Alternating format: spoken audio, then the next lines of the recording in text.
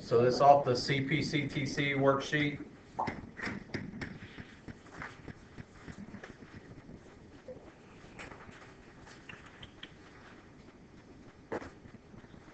Is this the real difficult one? No, the really difficult one above it. Oh, This one is the one above it. yeah, This is the one I could do. the one that I didn't even attempt. I think this one is the, Burton, are you this is the one I wouldn't expect I don't kid. that you guys be able to get it. I could expect I wouldn't put anything this hard on the test next week. test next week? next week. All right, listen carefully because I'm just going to go through this myself real quick. Just follow along. They tell us that FH, that's this whole segment right here. It's sort of hard to mark it in this picture. Is congruent to GE. That's this whole segment. Then angle HFG, that's this angle, is congruent to EGF, that's this angle. Now, to do this, first thing I'm going to do,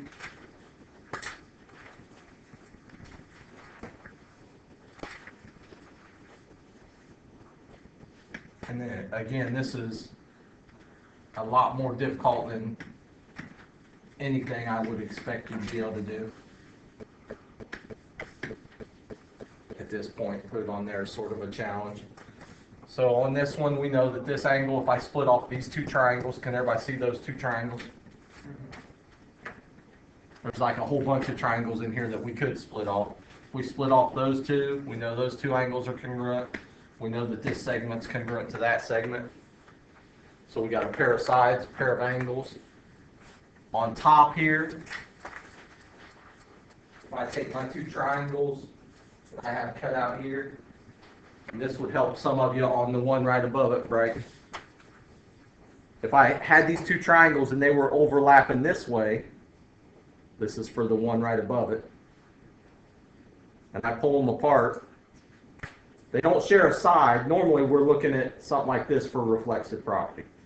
Those two triangles share a side, right? So reflexive property, you can use that to say a pair of sides.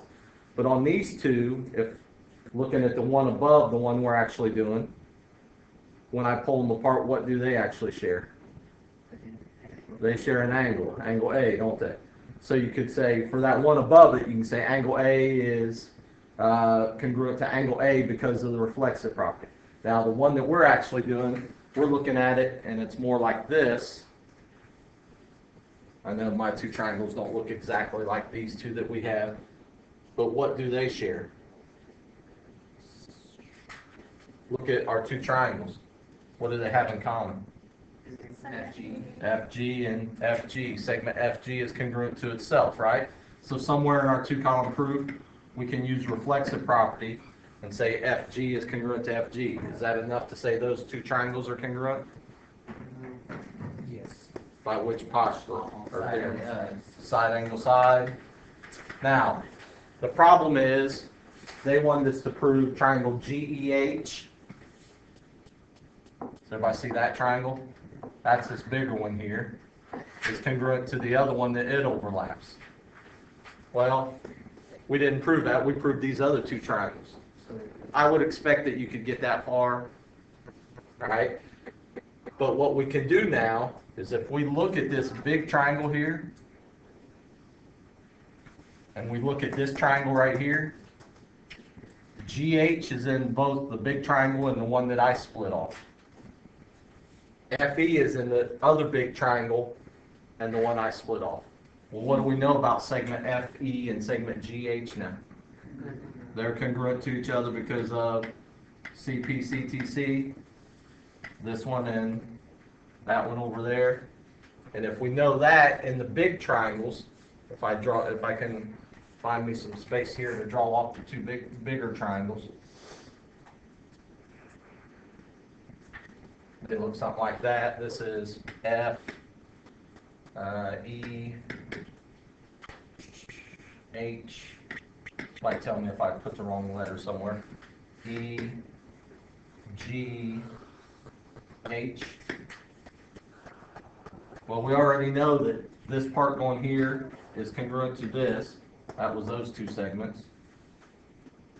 We know that FE now is congruent to And GH. it says that G and the F, the angle are congruent. Okay, sort of, but that's the wrong angle. What he knows about the bottom here, same thing, isn't it? They share that by the reflexive property. Now what can we say about those two bigger triangles? They're congruent because of side. So if we were to write this two-column proof, I'll do this real quick. First thing we're going to do is we're going to go through and prove these two triangles are congruent. This is like a double problem in one problem. That's why it's a little more challenging than the others. We're going to prove these two triangles congruent. We're going to use these two sides from those triangles using CP/CTC to help us say that the other two triangles are congruent. Is that too much, Emma? Yeah. I see you roll your eyes. I think just because it's dark in here, I can't see that because I'm old. Fun though. It's 2 column proofs I'll say in one. it's a lot. It's actually not. It's not going to be much longer than a normal. What's the first thing they gave us? Somebody help me out so I don't have to keep looking back. Angle FH is congruent to, or side FH is congruent to side. GE.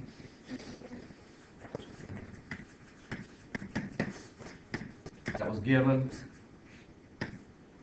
That was a pair of sides in the two smaller triangles, right? Then what else did they tell us? Angle HFG is congruent to HFE, HFG, G, congruent to angle. EGF. You really gotta pronunciate because I can't hear real well. I mean, you're slurring, No, it doesn't mean that. It just means H, F, G. All those letters sort of sound the same, and You they. need to talk in my phonetic alphabet. Q. Is that a period? So that was a pair of angles. For the first two triangles, where did we get the other part? Segment FG is congruent to itself, right? That was the reflexive property.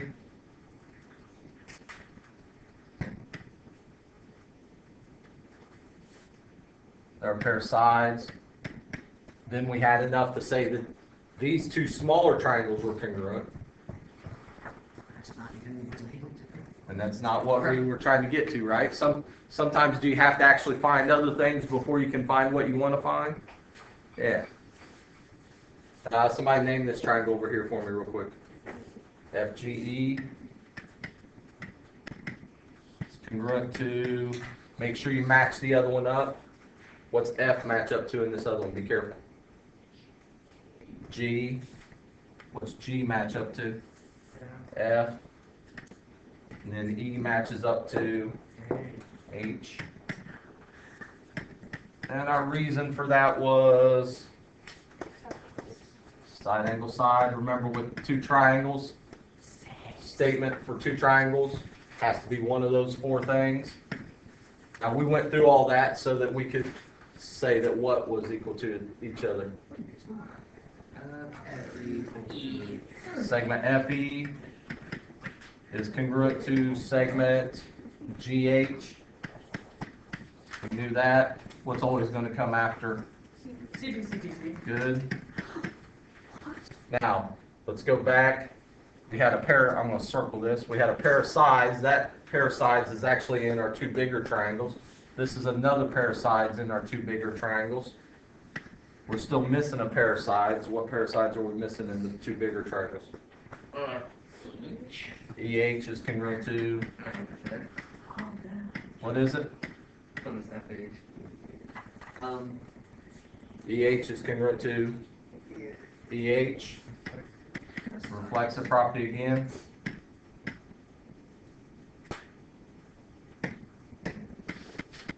Once we knew that we had a pair of sides, pair of sides, pair of sides, now what can we say about those two bigger triangles? So, and I think the proof statement gave you how to match them up, right? So what did it say? Triangle GEH is congruent to triangle FHE. FHE? Yeah. And how do we know that? Side. Sides.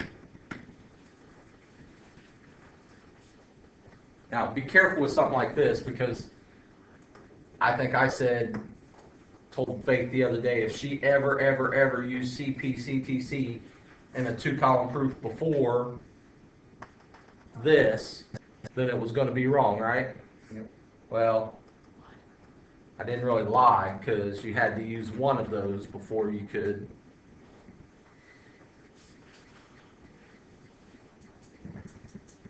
That make any sense? Peyton, that make any sense? Yeah. That was Just a a little- lot of work. It's just a little tougher. I didn't. That wasn't was that more work than any of the others? Yeah. No, it wasn't. Depends. I haven't done one before. Used reflexive property twice. Did we really have to write anything out in here? We didn't have to come up with hardly anything on our own, like, if you have a midpoint, then it splits the segment into 2 congruent segments, or angle bisect, or any of that. It was pretty much. So again, off the CPCTC worksheet,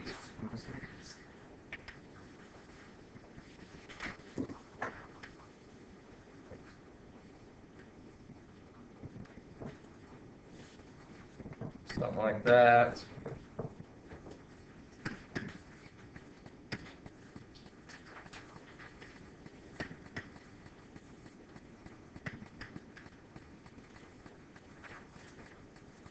Can somebody help me out with the given information? Before I do that, what triangles are we trying to show are congruent? What are we trying to prove? BYA is congruent to CXA. That's this triangle and this triangle, right? Yeah. Do you really want to look at them with them overlapping and all that the way they are? If it helps you to look at them that way, I can't look at them that way. It confuses the heck out of me to try to look at them that way. Now, some people can look at them that way. So what I'm going to do, I'm going to actually split them off. If it helps you to look at them together, then you go right ahead and you look at them together. I can't look at them together. I know my triangles might not look exactly like theirs, but Brighton, do you have too much sugar on your break? No, my phone. Well, they tell us. Give me some given information. AX is congruent to AY. Now, this is part of the reason. If I mark AX and AY up there, It looks funny. it looks funny. If I mark it down here, AX and AY, they're 2 sides in our 2 triangles. So that's a pair of sides. Then what? CX is perpendicular to AB. As soon as you know that CX is perpendicular to AB, what's that tell you? What's it form? There are 2 equal angles there. What kind of angles? 90 degrees. So that angle right here is a right angle. And what's the next thing say? The BY is perpendicular to AC. So what kind of angles do we have right here? 90 degrees. So that's a right angle, and that means this one down here is a right angle. Once you know those are both right angles, we had a theorem a long time ago. Not a long, well, seems like a long time ago. That was a sort of a stupid theorem. Everybody thought it was dumb. And it said if these 2 are right angles, what do you know about They equal 180. Yeah. it? Sort of. That's not the one I'm thinking of. That's true. We did have that theorem about the same time. They're congruent to each other. So somewhere in our proof, we're going to have to say these 2 are right angles, and then we're going to say they're also congruent to each other. So now we have a pair of sides, a pair of angles. Is that all the information they give us? Yep. What did we just get done saying about this one? A is reflexive. See this angle up here? How many angles have vertex at A? They only have 1 angle up here, right? So angle A is congruent to angle A. Put 2 marks on it. Is that enough to say the 2 triangles are congruent? Yep. By which postulate or theorem? Angle, side angle. What are we trying to prove this time? We're trying to prove the triangles? Yeah. Yep. So that's all the farther we have to go. What's our first statement going to be? The first given. First given, is that what I write down? Yep. AX is congruent to AY.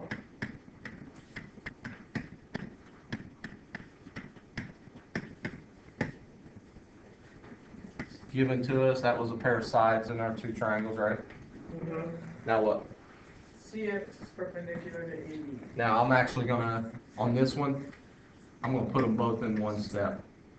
CX perpendicular to what, AB? Yep, What's the other one say? BY is perpendicular to AC. Just to make it a little shorter on us here. We knew that because it was given, right? Yeah. As soon as you see that symbol right there, we've written down all these things. Things that you should see. You see a picture like that, what should you think of right away? Vertical angles. Vertical angles, good. Vertical angles. You see parallel lines in a problem, what should you think of? Transversal. That's true, what else? What kind of angles? Alternate interior. Alternate interior angles congruent. You see a picture, it looks like this. I know my picture looks terrible, but Reflex. should think of reflexive property. These are all things you should be able to come up with on your own once you are looking at a problem. Another thing that we talked about, as soon as you see midpoint or bisects, split something into two equal parts, right? Either angles or segments, depending on what it is. So you should be able to come up with that. Another one I'm going to add to the list, as soon as you see that symbol, 90 degrees, right angles. All right, so as soon as you see that, that should lead you to right angles, and that's what it's going to lead us to here. So these two were perpendicular. What did I know about this angle then? It Who's is wrong A, right? So somebody name that angle for me. So I'm going to write that in my two-column proof. Angle A, X, C, and I'm going to let you do this as one step so we don't have so much to write. Name this angle for me. AYB. What do we know about those two angles? They are, okay, 90 degrees, right angles. I'm going to just put right angles because it's easy to write. How did you know that that was a right angle? What told you that was a right angle? One word, really. That perpendicular symbol, right? And over here is our reason. Perpendicular. You could write it as an if and then. If perpendicular, then form right angles. I'm just going to write perpendicular lines form right angles. Just trying to get it as short as possible.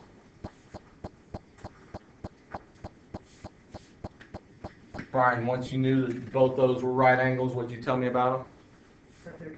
They're congruent. That's going to be our next step. AXC, angle AXC is congruent to angle AYB.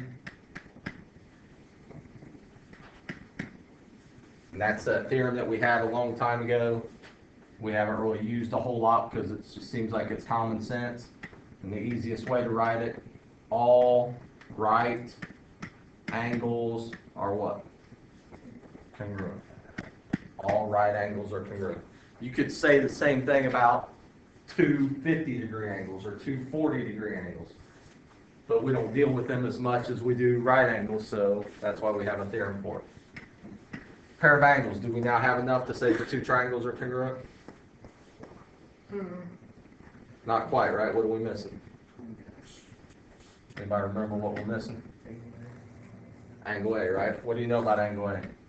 It's congruent to itself. It's congruent to angle A. How do we know that? Reflexive property.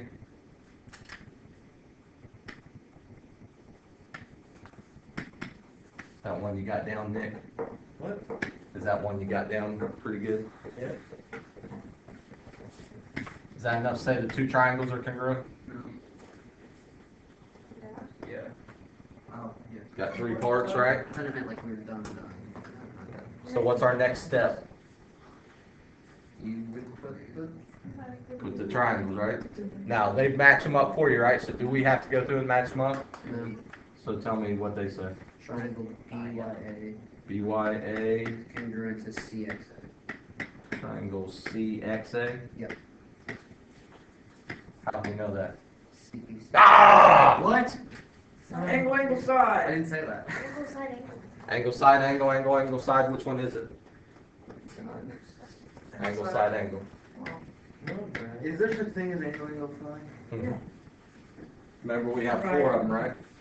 Just. How do I know this one's angle, side, angle, and not angle, angle, side? The sides included, the sides between the 2 angles. Now, why did I yell so much at Brighton when he started to say that? CSD after that. No, you said 2. It'd have to come after that, always. With triangles, it's always got to be one of those 4 things as your reason. Right. Is CPCTC on your paper there? Segment CY is parallel to TE or ET. As soon as you see that, what should you think of? The big alternating. Alternate interior angles. If I trace this, what are we going to use as a transversal? And EY, big capital. EY right here. So what's that tell us about this angle and this angle? They're congruent to each other. That angle's congruent to that angle because they're alternate interior angles. What do we, is that all the given information? What are we trying to prove? Why easy. So this segment is congruent to this segment. So anybody, which triangles do you want to try to use?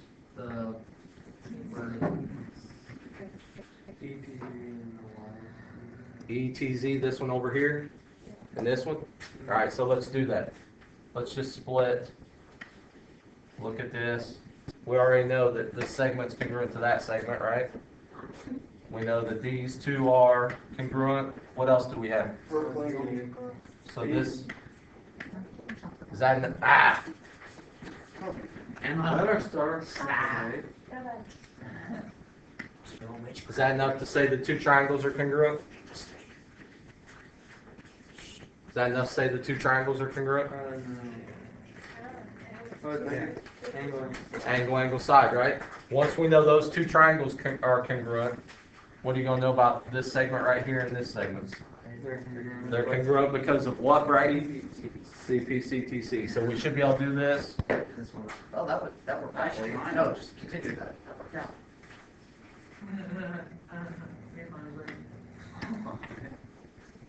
What the heck? Maybe it didn't want to erase. Make it a circle and then like tap the center of it. What's our first statement going to be? So given information. C is midpoint. What was it? CT? That was given. As soon as you know that's a midpoint, next thing you should say is you have congruent what? So what are those 2 segments?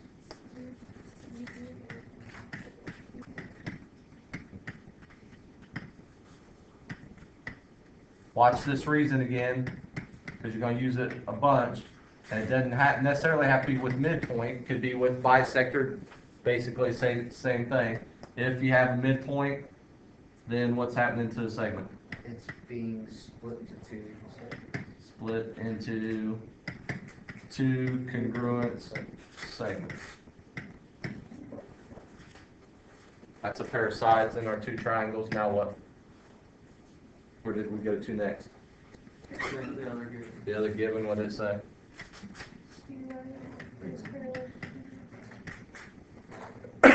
TE. That was given. So as we knew we had parallel lines, what did we look for? Alternate interior angles. You guys picked these. Could we have picked this angle and this angle? Yeah, we could have. We picked these 2. So somebody name this angle up here for me. TEZ. That'll work. Angle TEZ. Sorry, I know you probably can't read that. Is congruent to angle CYZ. And how do we know that? If you have parallel lines. Alternate interior angles. So the parallel lines, alternate interior angles are congruent. I forgot my pen in there. Does that bother anybody? No. Make sure you know that one. Guarantee there's stuff about that on the test. If you have parallel lines, alternate interior angles are congruent. That's a pair of angles. Do we have enough to say the triangles are congruent? Pair of sides, pair of angles, is that enough? No, we need one more pair. Where do we get our other pair of what?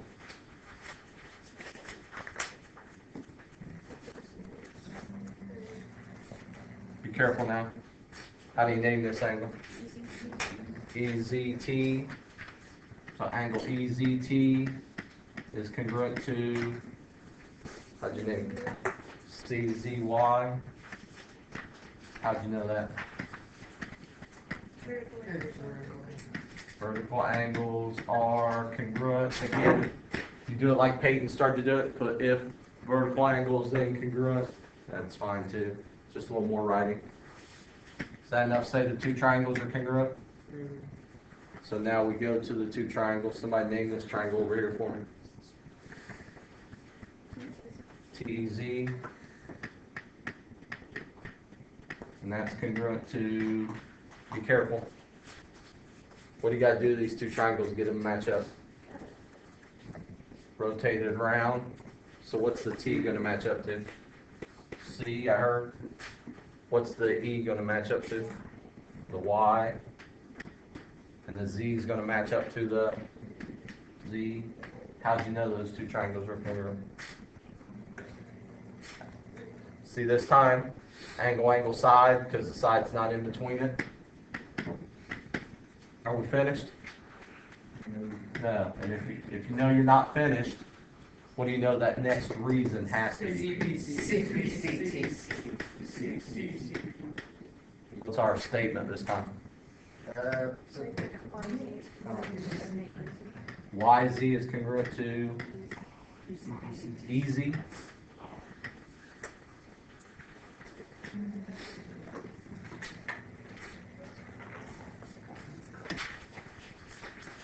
What's that all about? Now you have to watch. I don't know why we were doing that.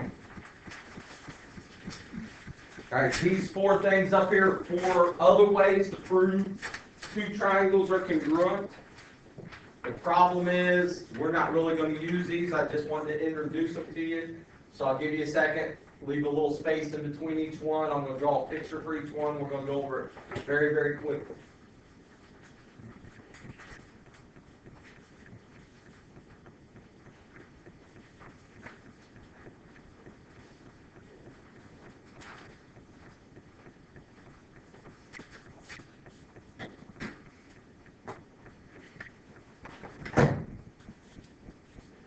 Right. These four only work if you're dealing with right triangles. With right triangles. So starting off right away, we just did that one problem where you had two right triangles. And what they're saying is instead of going through every time and saying this right angle is congruent to this right angle, because that seems like common sense and everybody should know that. If you know you have two right triangles, you can only prove two parts in each triangle instead of three parts to be able to say the triangles are congruent. The first one is called the leg-leg theorem. Well, in a right triangle, what are these two sides called? Legs. And the third side's called the what? Hypotenuse. Very good.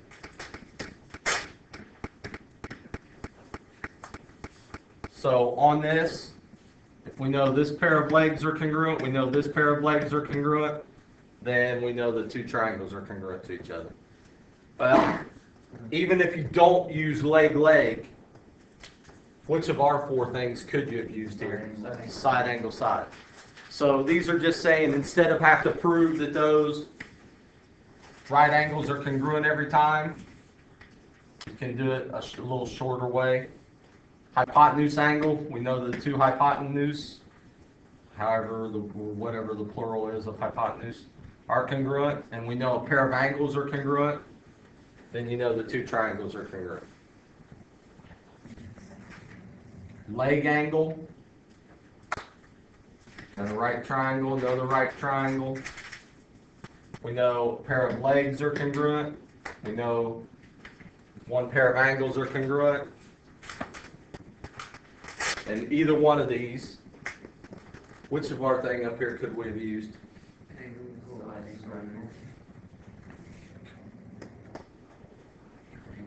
Angle, angle, side, right? Side, angle, angle. We didn't really write it down that way, but it still worked. And then the last one, I'm going to draw the last one up here. We know we have two right triangles. You know the hypotenuse is congruent to the hypotenuse, and you know a leg is congruent to another leg. Now this one doesn't work. Can't use the Brighton theorem. Is that who we use? The Brighton. Yeah. Well, you have a different person. This one doesn't fit that one. Do what? You have a different person. It's not just that, right? It's just- Yeah, I don't tell everybody else that every other class that it's called the Brighton I theorem. like it special.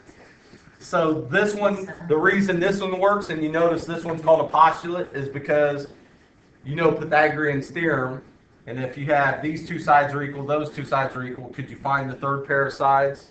Yeah, by using Pythagorean's theorem, and you'd see that they were equal, and then you could use side, side, side. But that doesn't work for every triangle, it only works for right triangles. This, very important for the test. Gotta know these parts, and a lot of this should be stuff that you've seen in the past. With isosceles triangles, I bet when we get to it, we'll rush through it pretty quick because, number one, we've talked about some of it earlier this year, and number two, you've talked about it in years past. You know what an isosceles triangle is, you know what an equilateral triangle is, and the properties of those. This will be real easy stuff. Be able to identify the parts of an isosceles triangle, be able to use properties of isosceles triangles to solve problems, and be able to use properties of equilateral triangles to solve problems. Probably the most difficult thing here is a lot of times for number 2 here, they're going to just say triangle ABC is isosceles. Now, as soon as you say, as soon as you see that and you start to draw your triangle,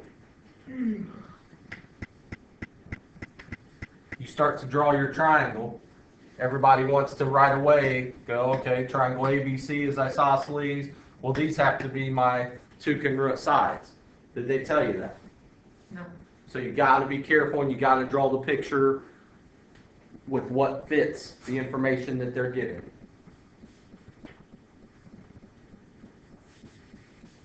To do that, and that's the first thing we're going to talk about, to do that, they have to tell you something else about that triangle.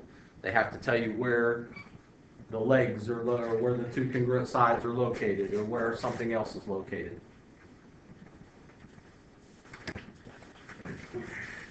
In an isosceles triangle, what do you know? What's the definition of an isosceles triangle? At least two equal sides, and we'll go with, for now, if I tell you it's isosceles, just go with the fact that it has two equal sides. So every isosceles triangle, or actually every equiangular or equilateral triangle, is also an isosceles triangle. But for now, let's just deal with this. Does anybody know what's this angle down here called? The base angle. A base angle. Right. All right. So that's a base angle. What's that angle over there called? The other base. The other base angle. I actually said that. So if these are your two sides that are congruent, these angles down here, and notice these angles are Check mark. across from those congruent sides. You got to be able to, you'll see me draw, for the rest of the year, you'll see me drawing these arrows over and over and over again. If I'm standing over here on this side, I'm looking at that angle, right? That's called the angle opposite that side. We're going to use that a lot with triangles and with other shapes throughout the year.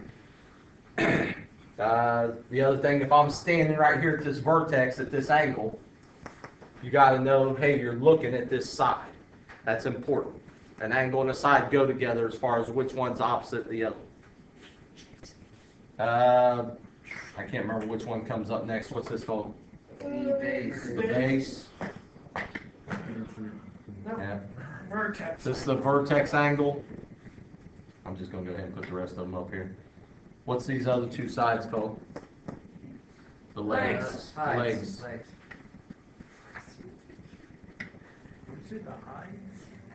You've got to make sure you know those. So if they, and I know there's two problems like this on the Chapter 4 test. There was one on the semester exam. Well, that same question's on the Chapter 4 test.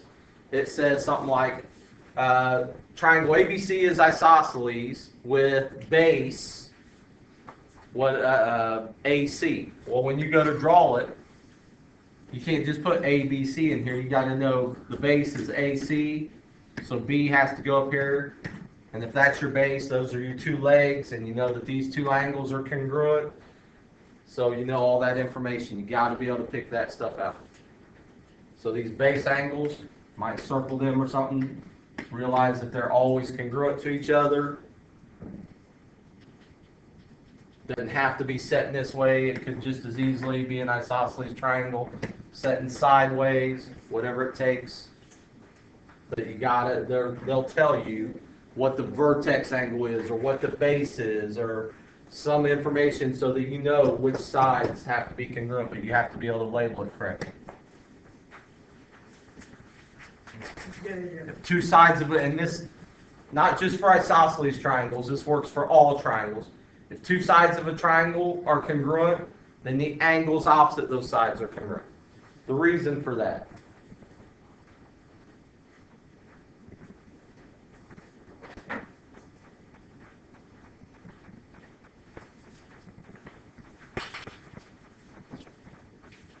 You ready, Josh? Hold your arm up here.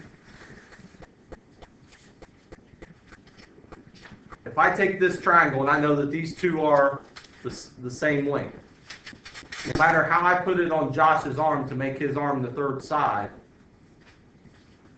what's always going to be true about the angle where it touches his arm? The two angles are always going to be the same. So when you take, in other words, what I'm trying to say here, when I have these two sides and I'm going to make them into a triangle, if those two sides are the same length, that third side, when it connects with those, is always going to form two angles that are exactly the same with these two sides.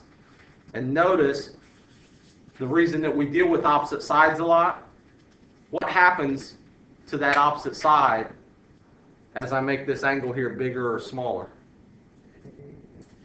If I make the angle bigger, the side over there gets bigger, right? If I make the angle smaller, what happens to that third side over there? It gets smaller. No, the side, the length of the side. So that's why in a triangle, in any triangle that you draw, got to draw one, this side is related to that angle, because how wide that angle is spread determines how long that side is. This angle is related to that side right there, because how wide that angle is determines how long that side is. All right? So that's why you got to be able to pick out which angle is opposite which side in a triangle. Now, in a rectangle, you pick that stuff out? No, because it doesn't help us, all right? Or in any four-sided figure. That's the wrong thing again. All right, the other thing, the converse of this also works. So in other words, if I'm given a triangle, and I know these two sides are congruent, then the angles across from them have to be congruent. If I'm given a triangle, and I know that these two angles are congruent, then those sides across from them have to be congruent. All right? And this theorem, we'll even abbreviate this theorem, the isosceles triangle theorem. We'll say if two sides of a triangle are congruent, then what do you know about the angles across from them?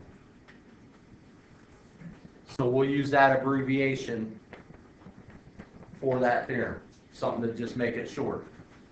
What do you think the abbreviation for this, the converse of that's going to be? If what?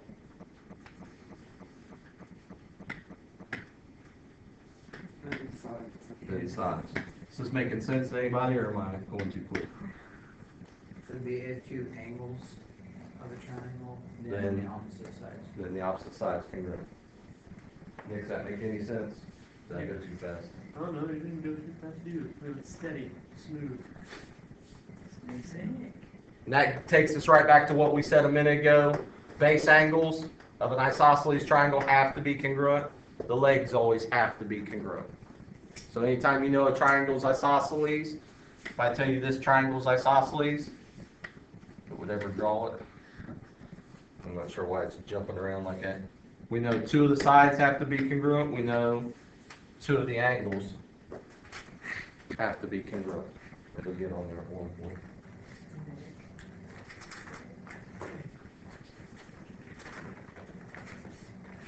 You know about an equilateral triangle?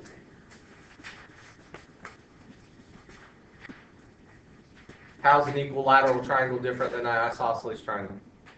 Has exactly 3 congruent sides. All right, all three sides are the same length.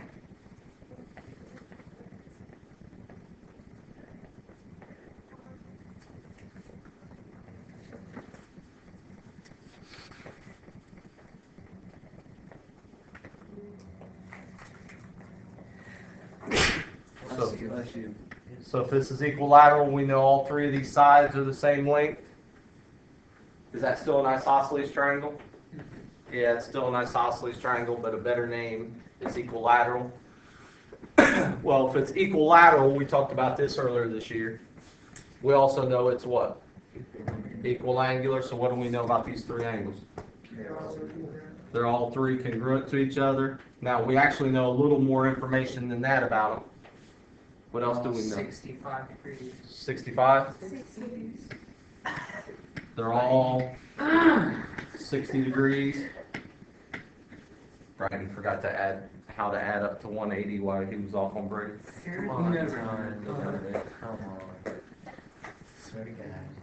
Now, one of the things that we're going to do with an isosceles triangle, let's go back to this real quick. If we have this isosceles triangle and I tell you the vertex angle, which is between the two legs, let's say it's 40 degrees. Could you find that angle right there for me? Yes. Explain to me how. Well, You would it's not treat more it as than very Three angles got to add up to be 180, so minus 40. minus 40 from that. And then divide by Minus 2. 40 and divide. Divide by 2, because what do we know about these two base angles? Right. So this one has to be 70 and this one has to be 70. So if they give you one of the angles, and that would work even if I did something like, if I told you that this was isosceles, if I told you that was isosceles and this was 80 degrees, could you find the other two angles? No. Yeah, go on the Yes. leg, I see. This one over here, because it's across from the other leg, has to be 80. How about this one up here? 20, because they have to add up to be 180. So in an isosceles triangle, if they tell you one of the angles, you can find the other two, no matter which one they tell you. In an equilateral triangle, if they tell you none of the angles, you can find how many of them? All of them. All of them, because they're all 60 every time. Because math. All right? Yes. No, I don't know if you want to. Yeah, I know. Two letter, that makes it sort of rough on some of you. Could you put it like on the back of your notes or something? Well, I did, but I didn't know this one. So this is your assignment, page 219. I'll probably just check it next time since I've been collecting stuff a bunch here lately. 10 through 28, 36, 42. A lot of these problems, you're going to be dealing with isosceles triangle and have to, so if I gave you an isosceles triangle,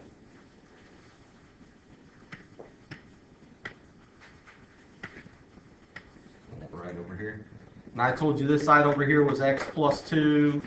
This side was 3x minus 4.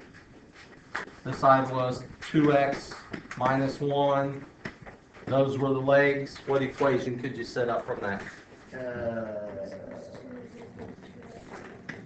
This one has to equal that one. How come not this one equals that one? Because it's the base.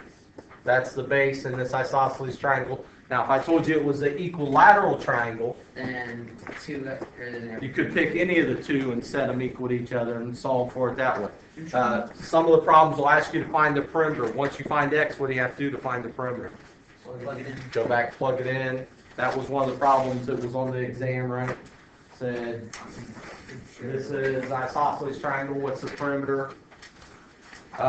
Speaking of which, those problems on the exam, there was like 4 of them, I think. We hadn't taken the chapter 4 test yet, but I told you that those problems came from where? The chapter 4. The chapter 4 test. So if you can remember those problems that were on the exam about isosceles and equilateral and some of that stuff that was on there, Remember that? you're going to know what's going to be on the chapter Once the part of exam it. was over, I forgot about all that stuff.